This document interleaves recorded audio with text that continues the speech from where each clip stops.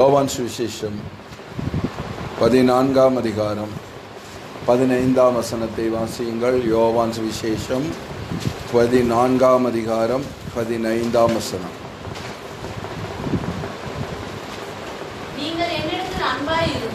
நீங்கள் என்னிடத்தில் அன்பாயிருந்தால் என் கற்பனைகளை கைக்கொள்ளுங்கள்.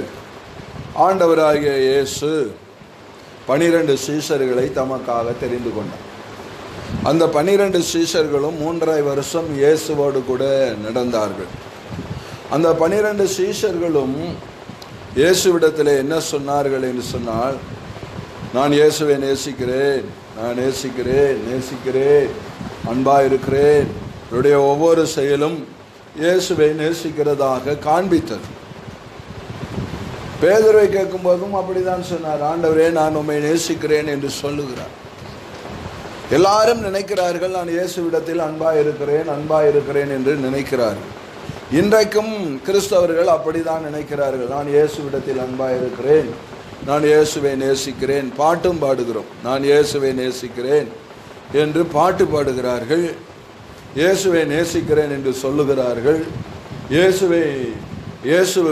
இயேசுவிடத்திலே நான் அன்பாக இருக்கிறேன் என்று சொல்லுகிறார்கள். ஆராதிக்கிறார்கள், பாட்டு பாடுகிறார்கள், வேதம் வாசிக்கிறார்கள், எல்லாம் செய்கிறார்கள். ஆனால் இயேசு ஒரு கேள்வியை கேட்கிறார், நீங்கள் என்னிடத்தில் அன்பாய் இருந்தால், நீங்கள் என்னிடத்தில் அன்பாய் இருந்தால். ஏன் அந்த இடத்துல இருந்தால் என்ற ஒரு கேள்வி ஏன் கேட்கிறார் என்றால், எல்லாரும் அவரிடத்தில் அன்பாய் இருக்கவில்லை என்பது அதனுடைய பொருள். நீங்கள் அன்பாய் இருக்கிறதாக நினைத்து கொண்டிருக்கிறீர்கள், ஆனால் நீங்கள் என்னிடத்தில் அன்பாய் இருக்கவில்லை. நான் ஆண்டவரை நோக்கி, இயேசுவே நான் உம்மை நேசிக்கிறேன் என்று சொன்னால், நான் சொல்லுகிறதை எல்லாம் அவர் நம்புகிறதற்கு அவர் மனுஷன் அல்ல. மனுஷனாக இருந்தால் நம்பி விடுவார். அன்புதாஸ் சொல்லுகிறது உண்மை என்று நம்பி விடுவார். அவர் ஆண்டவர், என்னுடைய உள்ளத்திலே நான் அவரை நேசிக்கிறேனா இல்லையா என்பது அவருக்கு தெரியும். மனுஷனுடைய உள்ளத்தில் இருப்பதை எல்லாம் அவர் அறிந்திருக்கிறார்.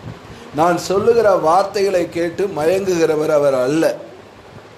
மனுஷன் வந்து சொன்னால், ஒரு வாலிபன் ஒரு பெண்ணை பார்த்து நான் உன்னை நேசிக்கிறேன் என்று சொன்னார், ஒரு முறைக்கு 10 முறை சொன்னால் இவன் ஒருவேளை என்னை நேசிக்கிறானோ என்று நம்பி ஏமாந்து விடுகிற பெண் பிள்ளைகள் இருக்கிறார்கள். இவர்கள் அவன் சொல்லுகிறதான வார்த்தையை கேட்கிறார்கள், ஆனால் அவன் உள்ளத்திலே அவன் நேசிக்கவில்லை. ஆனால் அந்த பெண் பிள்ளைக்கு அது தெரியவில்லை. அவள் நம்புகிறாள், அவன் வார்த்தையை நம்புகிறாள், உள்ளத்தில் இருக்கிறதை அவள் பார்க்கவில்லை. இன்றைக்கு அவன் நேசிக்கிறான், நாளைக்கு அவன் நம்மை நேசிக்கிறானா என்பது தெரியாது. உலகத்திலேயே நான் ஒரு காரியத்தை சொல்லுகிறேன், கடைசி வரைக்கும் நம்மை நேசிக்கிற ஒரே ஒருவர் தான் உண்டு. கடைசி வரையில் நம்மை நேசிக்கிறதற்கு ஒரே ஒருவர் தான் உண்டு. கடைசி வரையிலும் என்றைக்குமே ஒன்று போல நம்மை நேசிக்கிறவர் ஒரே ஒருவர் தான் உண்டு. என்றைக்குமே நம்மை ஒன்று போல நேசிக்கிறார். அவர் யாரு? நம்ம எல்லாருக்கும் சரி, யாரு? இயேசு. உங்களை நேசிக்கிறவர் சொல்றதுக்கே உங்களுக்கு கஷ்டமா இருக்கா? அபிஷா, உன்னை யாருமா நேசிக்கிறாங்க? ஏசப்பா நேசிக்கிறார். தைரியமா சொல்லுங்க, வெட்கப்படாம சொல்லுங்க, உறக்க சொல்லுங்க, சத்தமா சொல்லுங்க, எல்லாரிடத்துலையும் சொல்லுங்க. நீ எல்லாம் என்ன நேசிப்ப, ஆனா ஒரு காலம் வரும்போது நீ என்னை வெறுப்ப. ஆனா என்னை வெறுக்காம நேசிக்கிற ஒரே ஒருவர் உண்டு. எந்த சூழ்நிலையிலும் என்னை நேசிக்கிற ஒருவர் உண்டு. அவர் தான் என்னை கடைசி வரைக்கும் நேசிப்பார். அல்லேலூயா சொல்ல மாட்டீங்களே? அவர் தான் என்ன செய்வாரு? கடைசி வரையில நேசிப்பார். அதுக்கு வசன ஆதாரம் இருக்கா? யாராவது கரெக்டா எடுத்து படிச்சிட்டீங்கன்னா உங்களுக்கு ஒரு பரிசு. கடைசி வரைக்கும் ஆண்டவர் நேசிக்கிறார். அல்லேலூயா. சங்கீதமா கண்டிப்பா கிடைக்காது, அதுவும் கண்டிப்பா கிடைக்காது, அதுவும் கண்டிப்பா கிடைக்காது, கிடைக்காது. அல்லேலூயா. சரி, நான் சொல்லிடுறேன், நாம படித்த அதே புத்தகத்தில் இருக்கிறது. அல்லேலூயா. கடைசி வரையில் அவர் நம்மிடத்தில் அன்பு கூர்ந்தார். கடைசி வரையில் முடிவு பரியந்தம் அன்பு கூர்ந்தார். ஒரே ஒருவர் உண்டு. அல்லேலூயா. இருக்கிறேன், அது ரைட்டு. உலகத்தின் முடிவு வரையது நான் இருக்கிறேன். என் பரிசை காப்பாற்றிக் கொள்ள நான் விரும்புகிறேன். இதுக்கு மேல நான் சொல்ல மாட்டேன். பிரைஸ் எல்லாம் தர மாட்டேன். ஓ, ஏற்கனவே அவளுக்கு ஒரு அன்னைக்கு பிரைஸ் கொடுக்கறன்னு ஒரு நாள் காத்திருப்பு கூட்டத்துல சொன்னேன். அதே மாதிரி வாங்கிட்டு வந்து கொடுத்துட்டேன். ஒரு பிரைஸ் கொடுத்துட்டேன்னா அல்லேலூயா. அவ அன்னைக்கு ஒரு நாள் ஒரு கேள்வி கேட்டேன்ல, இப்ப சொல்லல, யாரும் சொல்லல. ஆனா இப்ப இதுக்கு மேல சொன்னா எப்படி? நானே சொல்லிட்டா பரிசு இல்ல. அல்லேலூயா. சரி, பரவாயில்ல, நீங்க தேடுங்க. அப்போ கடைசி வரைக்கும் அன்பு கூர்ந்தார், முடிவு பரியந்தும் அன்பு கூர்ந்தார். அவர் ஆண்டவராகிய இயேசு மட்டும்தான். வேற யாருமே முடிவு பரியந்தும் என்ன செய்யவில்லை? அன்பு கூறவே இல்லை. அல்லேலூயா. அதனாலதான் ஆண்டவராகிய, ஆனா மனிதர்கள் என்ன செய்யறாங்க தெரியுமா? ஆண்டவரிடத்தில் அன்பு கூறுகிறது போல இருக்கிறார்கள், ஆனால் ஆண்டவரிடத்தில் என்ன செய்கிறது இல்லை? அன்பு கூறவில்லை. அதை ஆண்டவர் அறிந்தார். அறிந்துதான் இந்த வசனத்துல ஆண்டவர் சொன்னாரு. என்னம்மா போட்டிருக்கு அந்த வசனம்? யோவான் 14:15 நீங்கள் என்னிடத்தில் அன்பாய் இருந்தால் என் கற்பனைகளை கை கொள்ளுங்கள். ஒரு அல்லேலூயா சொல்லுங்க. அல்லேலூயா, அல்லேலூயா. நீங்கள் என்னிடத்தில் அன்பாய் இருந்தால் என் கற்பனைகளை கை கொள்ளுங்கள். இதே மனுஷன் எப்படி கேட்பான் தெரியுமா? நீ என்னிடத்தில் அன்பாய் இருந்தால், நீ என்னிடத்தில் அன்பாய் இருந்தால் இந்த கிஃப்டை எனக்கு என்ன செய்ய? வாங்கி கொடு. நீ என்னிடத்தில் அன்பாய் இருந்தால் என் பர்த்டேக்கு எனக்கு பேண்ட் எடுத்து கொடு. நீ என்னிடத்தில் அன்பாய் இருந்தால் எனக்கு பைக் வாங்கி கொடு. நீ என்னிடத்தில் அன்பாய் இருந்தால் எனக்கு வீடை வாங்கி கொடு. நீ என்னிடத்தில் அன்பாய் இருந்தால் இதை கொடு, அதை கொடு என்று கேட்பார்கள். அதையெல்லாம் கொடுத்து விடலாம். அன்பு இல்லாமல் கூட கொடுக்கலாம். அன்பு இல்லாமல் கூட என்ன செய்யலாம் தெரியுமா? கொடுக்கலாம். கேட்டாங்களேன்றதுக்காக கூட கொடுக்கலாம். அன்பாய் கொடுக்கிறதும் உண்டு, அன்பு இல்லாமல் கொடுக்கிறதும் உண்டு. ஆனால் நீங்கள் என்னிடத்தில் அன்பாய் இருந்தால், ஆண்டவர் சோதிக்கிறார் தம்முடைய பிள்ளைகளை. எப்படி சோதிக்கிறார் என்றால், நீங்கள் என்னிடத்தில் அன்பாய் இருந்தால் என்ன செய்யுங்க? என்னுடைய கற்பனைகளை கை கொள்ளுங்கள். நீங்க இயேசுவிடத்தில் அன்பாய் இருந்தால் இயேசுனுடைய கற்பனைகளை கை கொள். கற்பனை என்றால் என்ன? கட்டளை. கற்பனை என்றால் என்ன? அவருடைய கட்டளைகள். அவருடைய கட்டளைகளை கை கொள்ளுங்கள். அவருடைய கட்டளைகளை கை கொள்ளுங்கள். எனக்கு உண்டான எல்லாவற்றையும் அன்னதானம் பண்ணினாலும் அன்பு எனக்கு இராவிட்டால் நான் ஒன்றுமே இல்லை. எல்லாவற்றையும் நான் அன்னதானம் பண்ணினாலும் அன்பு எனக்கு இராவிட்டால் ஒன்றுமே இல்லை. அன்பு இல்லாமல் கூட அன்னதானம் பண்ணுவார்கள். அன்பு இல்லாமல் கூட தன் சரீரத்தை சுட்டெரிக்க ஒப்பு கொடுப்பார்கள். அன்பு இல்லாமல் கூட சத்தம் போடுவார்கள். அரசியல்வாதி வந்தா வாழ்க வாழ்க என்று சத்தம் போடுகிறார்கள். அவர்கள் எல்லாம் உண்மையாலுமே அந்த அரசியல்வாதியை நேசிக்கிறவர்களா என்று கேட்டால் இல்லை. ஏதோ 200 ரூபாய் 500 ரூபாய் பணம் கொடுத்துக்கிறதுக்காக சத்தம் போடுகிறார்கள். தேவனுடைய பிள்ளைகளை, ஒருவன் சத்தம் போடுகிறதினாலே அவன் அன்பு கூறுகிறவன் என்ற அர்த்தம் அல்ல. ஒருவன் அழுகிறதினாலே அவன் அன்பா இருக்கிறான் என்பது அதனுடைய பொருள் அல்ல. ஒருவன் உண்மையாலுமே கிறிஸ்துவினிடத்தில் அன்பு கூறுவானானால் அவன் ஆண்டவருடைய கட்டளைகளை கை கொள்ளுவான். அல்லேலூயா. அவன் என்ன செய்வான்? ஆண்டவருடைய கட்டளைகளை கை கொள்ளுவான். அந்த கட்டளை யாதொருவன் ஆண்டவருடைய கட்டளைகளை கை கொள்ளுகிறானோ, அப்படி என்றால் ஆண்டவர் சொல்லுகிறபடி செய்வான். ஆண்டவர் சொல்லுகிறபடி அப்படியே செய்வான். ஆதாமும் ஏவாளும் ஆண்டவருடைய கட்டளைகளை கை கொள்ளாததுக்கு காரணம் என்னன்னா, ஒன்னு சத்துரு வஞ்சித்து விட்டான். இன்னொன்றை நான் சொல்லுகிறேன், அவள் அந்த ஏவாள் ஆண்டவரை விட எதை அதிகமாக நேசித்தான்? கரெக்ட், அருமையா சொல்ல. அவள் எதை நேசித்தாள்? பழத்தை நேசித்தாள். தன்னை உண்டாக்கின தேவனை நேசிக்கவில்லை.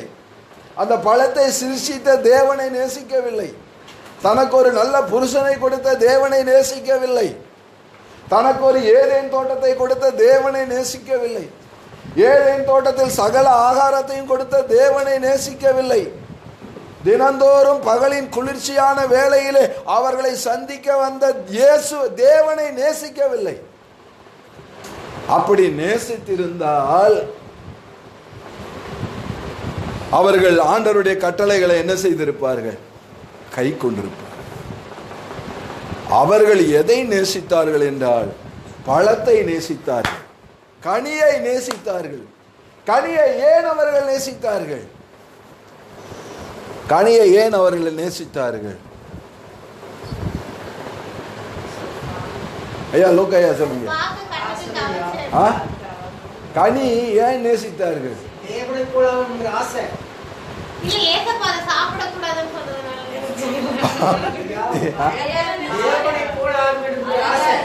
அது ஒண்ணு ஆசை. அந்த கனியை அது சாத்தான் சொன்ன பின்னாடி தான் தெரியும். அது ஒண்ணு. நான் அது அது ஏன் தெரியுமா நேசிச்சா? அது பார்வைக்கு எப்படி இருந்துச்சு? அழகா இருந்துச்சு. அழகா இருக்கிறதுக்கெல்லாம் நேசிக்காதீங்க. அல்லேலூயா. அழகா இருக்கிறத நேசிங்க. ஆனா அந்த அழகுல ஆபத்து இருக்குமானால் அதை என்ன செய்யாதீர்கள்? நேசிக்காதீர்கள். அல்லேலூயா.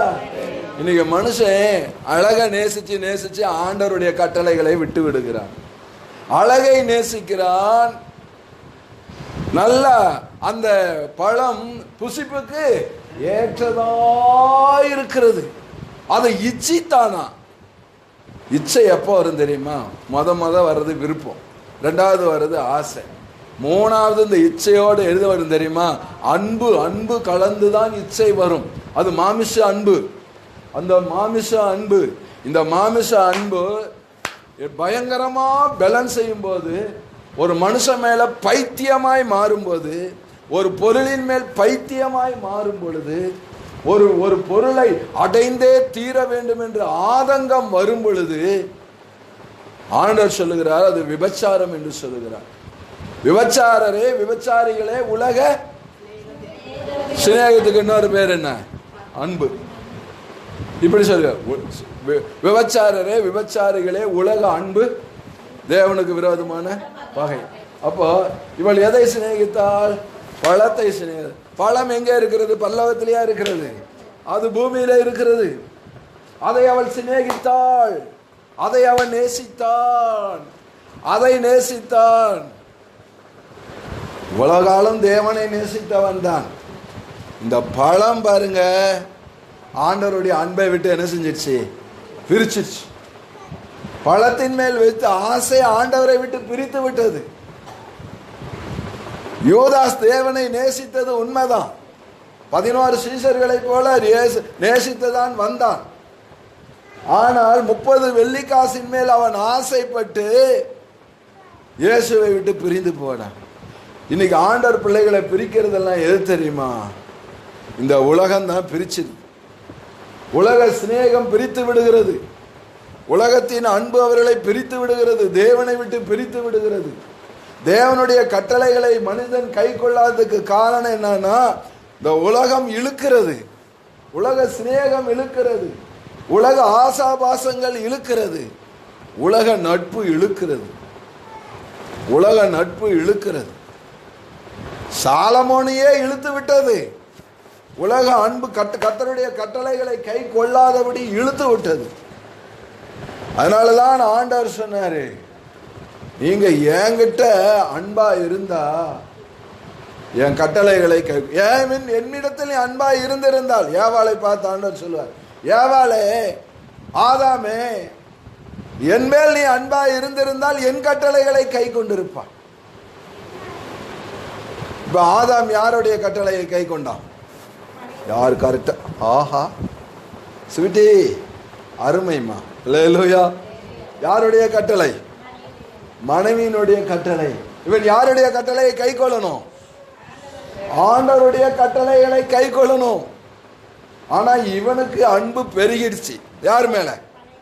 மனைவி மேல. ஏன்னா என் எலும்பின் எலும்பு என் மனைவி, என்னுடைய மனைவி, என்னுடைய மனைவி, என்னுடைய மனைவி, என்னுடைய மனைவி, என்னுடைய மனைவி.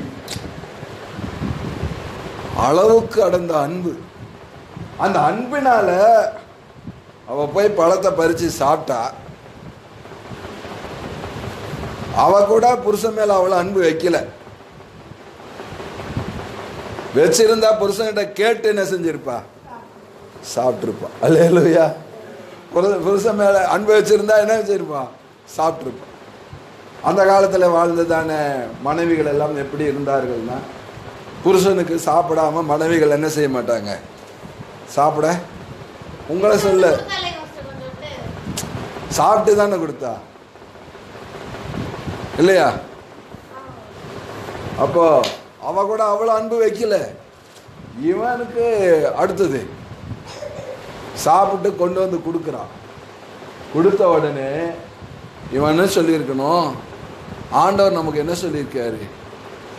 நான் ஆண்டவரை நேசிக்கிறேன், நான் ஆண்டவருடைய கட்டளை தான் கை கொள்ளுவேன். இவனுக்கு இப்போ யோசிக்கிறான், மனைவியின் அன்பா தேவனின் அன்பா? மனைவியின் அன்பா தேவனின் அன்பா? அதனால தான் ஆண்டவராக இயேசு சொன்னார், என்னை பார்க்கிலும் தன் தாயையும் தகப்பனையும் அதிகமாய் நேசிக்கிறவன் எனக்கு பாத்திரம் நல்லன்னா என்ன அர்த்தம்? என் பக்கத்தில் நிற்க கூட அவனுக்கு என்ன இல்லை? தகுதியே கிடையாது. என்னுடைய பக்கத்தில் கூட அவன் நிற்க முடியாது. என்னுடைய ராஜ்யத்துக்கு வர அவன் தகுதி இல்லை. ஏன்னா அப்பான்னு கூப்பிடுறதுக்கு அவனுக்கு தகுதியே இல்லை. என்னை பார்க்கலும் தன் மகனையாவது மகளையாவது அதிகமாக நேசிக்கிறவன் எனக்கு பாத்திரன் அல்லன்ட்டாரு. இப்ப ஆதாம் யாரை பார்க்கிலும் யாரை அதிகமாக நேசித்தான்? ஆண்டவரை பார்க்கிலும் தன் மனைவியை அதிகமாக நேசித்தான். ஆகாப் மாதிரி ஆகி போயிட்டான். நேசித்து பழத்தை பறித்து சாப்பிட்டான். ஆண்டவருடைய அன்பு எங்கே இருந்தது? போய்விட்டது. இன்னைக்கு ஆண்டவருடைய பிள்ளைகளே, உங்களை பார்த்து நான் கேட்கிறேன், நீங்க ஆண்டவர் மேல அன்பா இருந்தா காணிக்கை கொடுக்கறதுனால நீங்க ஆண்டவர் மேல அது அன்பிலுடைய ஒரு பகுதி, அதுக்குரிய பலன் ஆண்டவர் தருவார். நீங்க பாட்டு பாடுறது அது ஒரு பகுதி, அதற்குரிய பலனை ஆண்டவர் தருவார். நீங்க ஆலயத்துக்கு வருகிறது அது ஒரு பகுதி, அது ஆண்டவர் அதற்குரிய பலனை தருவார். ஆனா இதை எல்லாவற்றையும் பார்க்கிலும், இவைகள் எல்லாவற்றை பார்க்கிலும் நீங்கள் ஆண்டவரிடத்தில் அன்பாய் இருந்தால் என்ன செய்வீர்கள்? அவருடைய கற்பனைகளை கை கொள்ளுவீர்கள். ஒரு அல்லேலூயா சொல்லுங்க. அல்லேலூயா. அவருடைய கற்பனைகளை நீங்கள் கை கொள்ளுவீர்கள். அவருடைய கற்பனை என்ன தெரியுமா? அவருடைய கற்பனை என்ன?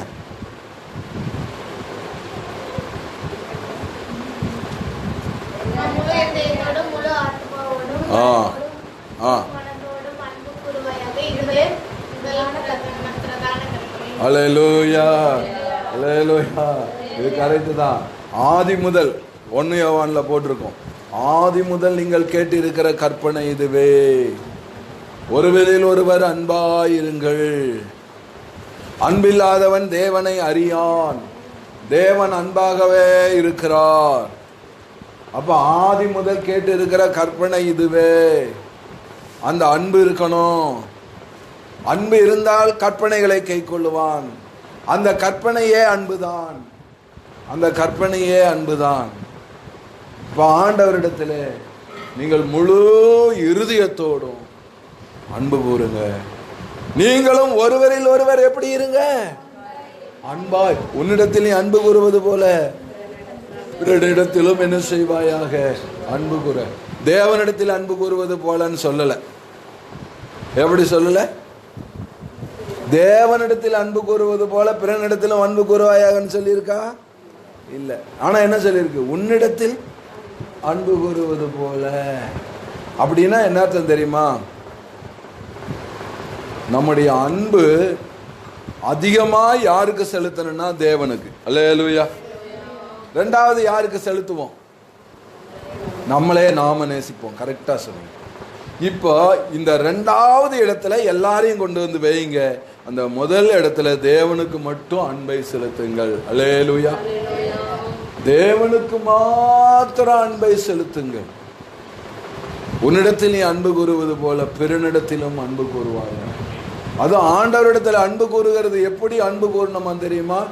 முழு இருதயத்தோடு அன்பு கூறணுமா. அல்லேலூயா, அல்லேலூயா. எப்படி அன்பு கூறணுமா? முழு இருதயத்தோடு அன்பு கூறணுமா. வேதாகமத்தில் ஒரு சம்பவம், நீங்க படிக்க வேண்டாம், நானே சொல்லிடுறேன். இந்த ஆகாப்பு ரொம்ப அநியாயம் செஞ்சான். ஏசபேல் ரொம்ப அநியாயம் செஞ்சான். அப்போ ஆகாப்புக்கு பின்னாடி யோராம், அவனுடைய சந்ததியிலே யோராம் என்கிற ஒரு ராஜாவாயிட்டான். அப்பொழுது ஆண்டவர் சொன்னாரு, ஆகாப்புடைய குடும்பத்தை நான் அழிப்பேன்னு சொன்னார். அதுக்கு தெரிந்து கொண்ட பாத்திரம் யாருன்னா யெகூ. யாரை தெரிந்து கொண்ட? யெகூவை தெரிந்து கொண்டார். இந்த யெகூவை ராஜாவாக்கி இந்த யெகூ யோராமை கொன்று போட்டான். அகசியா இஸ்ரவேலின் ராஜாவை கொன்று போட்டான். அடுத்தது ஏசபேலை ரதத்தை விட்டு ஏற்றி கொன்று போட்டான். ஆகாப்பினுடைய பிள்ளைகள் அத்தனை பேரையும் கொன்று போட்டான். எல்லாத்தையும் அழிச்சான். அடுத்தது அவன் ராஜாவானான். ராஜாவாயி அந்த பாகால்களை எல்லாம் அழித்து போட்டான். இவை எல்லாம் செய்தாலும் அவன் முழு இருதயத்தோடு அப்படி செய்ய. பார்த்தீங்களா? அவன் முழு மனசோடு தேவனை பற்றி கொள்ளல. ஏதோ சொன்னதுக்காக கடமைக்கு அவன் செய்தான். ஆண்டவர் சொன்னதுக்காக கடமைக்காக செய்தான். நான் ஒன்னே ஒன்று சொல்லட்டுமா? கடமைக்கு செய்கிறது உண்மையான அன்பே இல்லை. அல்லேலூயா. எப்படி செய்யணும் தெரியுமா? அந்த கடமைக்கு இல்லை, அந்த இருதயத்தில் ஆழத்தில் அன்பு கூர்ந்து செய்யணும். அதை தான் தேவன் இன்றைக்கு நம்மிடத்தில் எதிர்பார்க்க. ஜெபம் பண்ணா கூட எப்படி தெரியுமா? கடமைக்காக நம்ம ஜெபம் பண்ணக்கூடாது. தேவனிடத்தில் நான் அந்த ஆர்வத்தோடு ஜெபம் பண்ணணும். ஆர்வத்தோடு ஜெபம் பண்ணணும். அதான் உண்மை. பாட்டு பாடினா கூட கடமைக்கு பாடக்கூடாது. அதெல்லாம் அன்பு இல்லை. ஆர்வத்தோட பாடுங்க. ஆர்வத்தோட பாடி ஆர்வத்தோட ஜெபம் பண்ணீங்கன்னா உங்களெல்லாம் நிறுத்தவே முடியாது. அப்படிப்பட்டதான ஒரு ஆர்வத்தோடு பாடணும். ஆர்வத்தோடு உள்ளத்திலிருந்து பொங்கணும். எரேமியா சொல்றாரு, உம்முடைய வார்த்தைகள் என் எலும்புகளுக்குள்ள இருந்து என்ன செய்கிறது? பொங்கி எழும்புகிறது. அது உள்ள இருந்து பீரிட்டு பாயுது. என்னால் அடக்க முடியல. அதாங்க கிறிஸ்துவின் அன்பு. அவருடைய அன்பு என்னை நெருக்கி ஏவுது. அவருடைய அன்பு என்னை நெருக்கி ஏவுது. அப்படி நெருக்கி ஏவறதுனால என்னன்னா, பவுல சுவிசேஷம் சொல்லக்கூடாதுன்னு அடிச்சா கூட சுவிசேஷம் சொன்னார்.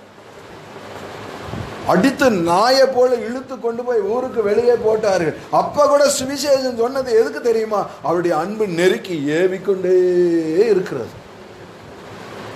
இந்த மாதிரி உங்களுக்குள்ள அந்த தேவ அன்பு நெருக்கி ஏவிக்கொண்டே இருந்தால் நீங்கள் ஜெபித்துக் கொண்டே இருப்பீர்கள், பாடிக்கொண்டே இருப்பீர்கள், வசனத்தை படித்துக்கொண்டே இருப்பீர்கள்.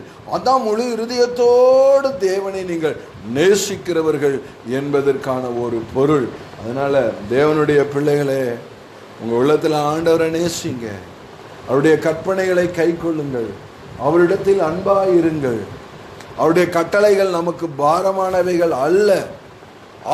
அவரை நேசிக்கிறவர்களுக்கு தான் ஆண்டவர். பைபிளில் போட்டிருக்கு, 1 கொரிந்தியர் 2ஆம் அதிகாரம் 9ஆம் வசனத்தை வாசிங்களே பார்க்கலாம்.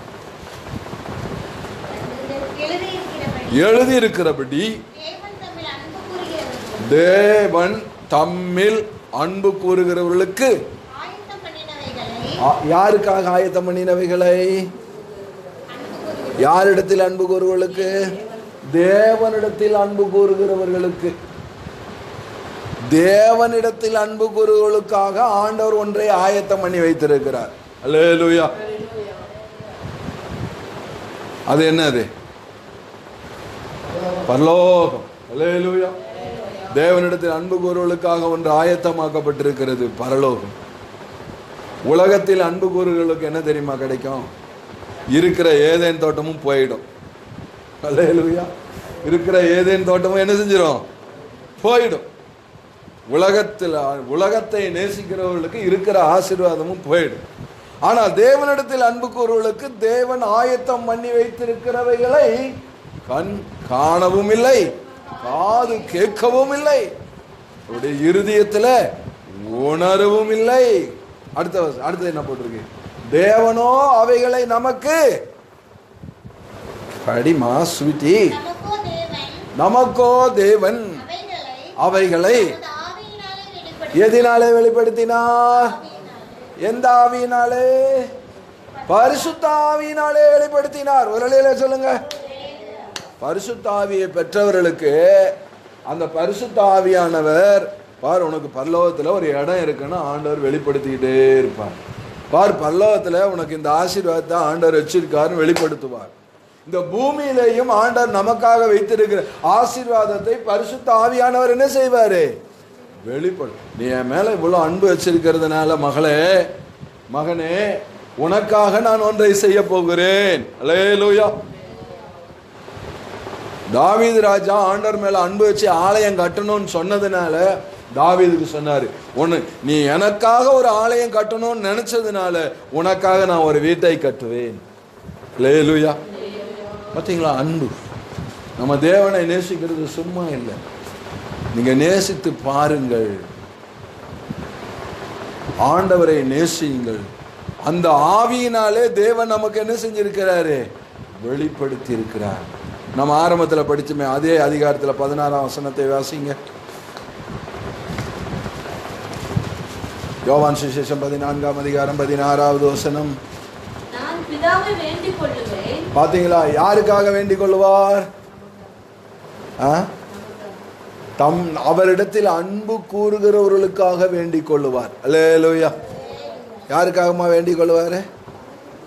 தம்மிடத்தில் அன்பு கூறுகிறவர்களுக்காக, அவருடைய கற்பனைகளை கை கொள்ளுகிறவர்களுக்காக வேண்டிக் கொள்ளுவார். அல்லேலூயா. யாருக்காக வேண்டிக் கொள்ளுவார்? அவருடைய கற்பனைகளை கை கொள்ளுகிறவர்களுக்காக வேண்டிக் கொள்ளுவார். இன்னொரு இடத்துல ஒன்று போட்டிருக்கு தெரியுமா உங்களுக்கு? இயேசுநாதர் பொதுவாக எல்லாருக்காகவும் ஜெபம் பண்றது உண்டு. அதே நேரத்தில் யோவான் 17ஆம் அதிகாரத்தில் ஒரு இடத்துல ஒரு வசனம் சொல்லி இருக்கிறது, நான் உலகத்துக்காக வேண்டிக் கொள்ளாமல் நீர் எனக்கு தந்தவர்களுக்காக நான் வேண்டிக் கொள்ளுகிறேன். அல்லேலூயா. 15 படிமா.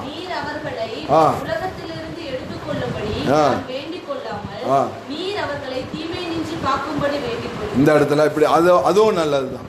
தம்முடைய பிள்ளைகளுக்கு ஒரு தீமையும் வரக்கூடாது என்று இயேசப்பா வேண்டுகிறார். அதே அதிகாரத்தில் இன்னொரு இடத்துல இருக்கு, நான்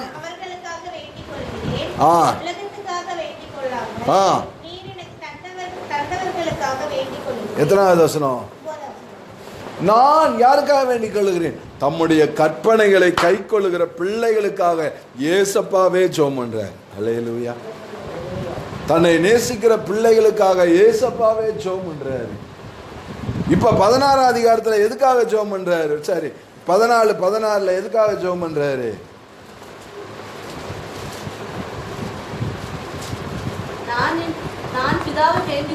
வேண்டிக் கொள்ளுவேன், அப்பொழுது என்றென்றைக்கும் உங்களுடனே இருக்கும்படிக்கு. யாருடனே இருக்கும்படிக்கு? உங்களுடனே, நம்மோடு கூட இருக்கும்படிக்கு. உங்களுடனே இருக்கும்படிக்கு சத்திய ஆவியாகிய அல்லேலூயா. அல்லேலூயா சொல்லுங்க. அப்பா ஆண்டவர் வேண்டார். எதுக்காக வேண்டார்னா, சத்திய ஆவியானவர் உங்களுடனே இருக்கும்படிக்கு. யாருடனே இருக்கும்படிக்கு? நம்ம கூடவே இருக்கும்படிக்கு. அவர் நம்ம கூட இருந்து என்ன பண்றாரு? மனுஷன் கூட இருந்தா என்ன பண்ணுவான்? வம்பிழுத்துட்டு இருப்பான். அப்படிதானே அபிஷா? ஸ்வீட்டி கூட இருந்தால் என்ன பண்ணுவா? அப்படிதானே ஸ்வீட்டி? அபிஷேக் கூட இருந்தால் என்ன பண்ணுவா? ஏச அப்ப சத்திய ஆவியாகி அவர் இருந்தா அல்லேலூயா என்ன பண்ணுவாரு?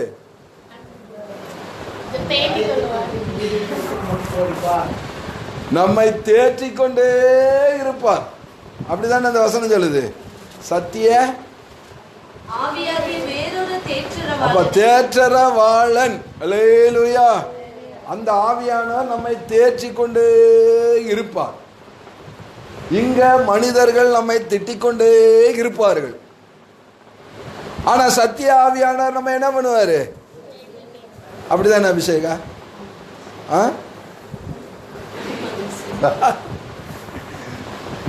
அப்போ மனுஷர்கள் திட்டிக் கொண்டே இருப்பார்கள். சத்திய ஆவியானவர் நம்மை தேற்றிக் கொண்டே இருப்பார். திட்டுறது நல்லதுதான், தப்புன்னு சொல்ல. நான் சத்திய ஆவியானவரை சொல்லுகிறேன். மனிதர்கள் திட்டிக் கொண்டே இருப்பார்கள். மனிதர்கள் நம்மிடத்தில் குறைகளை கண்டுபிடித்துக் கொண்டே இருப்பார்கள். மனிதர்கள் நமக்கு விரோதமாய் பேசிக்கொண்டே இருப்பார்கள். மனிதர்கள் நம்மை வேதனை படுத்திக் கொண்டே, சத்திய ஆவியானவர் நம்மை தேற்றிக் கொண்டே இருப்பார். யாருக்கு புரிஞ்சிருந்தா நீங்க அல்லேலூயா சொல்லியிருப்பீங்களே. மனிதர்கள் நம்மை வேதனைப்படுத்திக் கொண்டே இருப்பார்கள். சத்திய ஆவியானவர் நம்மை தேற்றிக் கொண்டே. ஒரு பக்கம் சுடு தண்ணி, இன்னொரு பக்கம் ஐஸ் தண்ணி. அல்லேலூயா. ஒரு பக்கம் கடுமையான வெயில், அங்க இன்னொரு பக்கம் மேகஸ்தம்பம். அல்லேலூயா. இப்ப இந்த வெயில் தான் எது? சோதனை. மேகஸ்தம்பம் தான் எது? பரிசுத்த ஆவி, தேற்றுகிற ஆவியா. அதாங்க மேகஸ்தம்பம். அல்லேலூயா. அது தேற்றிக்கொண்டே இருக்கும். ஒரு பாதுகாப்பு அது வேற, தேற்றுகிறது நான் சொல்றது. கடும் வெயில், கொடுமையானவருடைய சீரல், மதுரை மோதி அடிக்கிற பெரு வெள்ளத்தை போல் இருக்கையில் நீர் ஏழைக்கு பெலனும் நெருக்கப்படுகிற எளியனுக்கு பெலனுமா இருக்கிறீர். அப்படி ஆண்டவர் பரிசுத்த ஆவியானவர் நம்மை தேற்றுவார். அல்லேலூயா. ஆண்டவருடைய கற்பனைகளை கைக்கொள்ளுவனுக்கு தேற்றரவாளனை அனுப்புவேன். அந்த தேற்றரவாளன் என்ன செய்வானா, மனிதன் நம்மை சூடேற்றுவான், ஆண்டவர் நம்மை ஆற்றி தேற்றுவார். அந்த பரிசுத்த ஆவியானவர் நம்மை ஆற்றி தேற்றுவார், நம்மை ஆறுதல் படுத்துவார். அதனால எல்லாரும் பரிசுத்த ஆவி பெறணுமா பெறக்கூடாதா? துன்பம் வரும்போது யார் அழுகிறீங்களோ, உங்களை தேற்றுறதுக்கு யாருமே இல்லைன்னா நீங்க இன்னும் பரிசுத்த ஆவி பெறலன்னு அர்த்தம். பரிசுத்த ஆவியை நீங்கள் பெற்றுக்கொள்ளுங்கள். உங்க துக்கத்தில் அவர் தேற்றுவார், உங்களை ஆறுதல் படுத்துவார், உங்களை சமாதானப்படுத்துவார். இந்த பரிசுத்த ஆவியை நீங்கள் பெற வேண்டுமானால் அவருடைய கற்பனைகளை கைக்கொள்ளுங்கள். அவரிடத்தில் அன்பாயிருங்கள். அவரிடத்தில் அன்பாயிருக்கிறவர்களுக்கு தேவன் தம்முடைய பரிசுத்த ஆவியை அளவில்லாமல் ஊற்றுவார். அந்த பரிசுத்த ஆவியானவர் நம்மை அனுதினமும் தேற்றுவார். நம்ம எல்லாரும் ஜெபம் பண்ணுவோம்.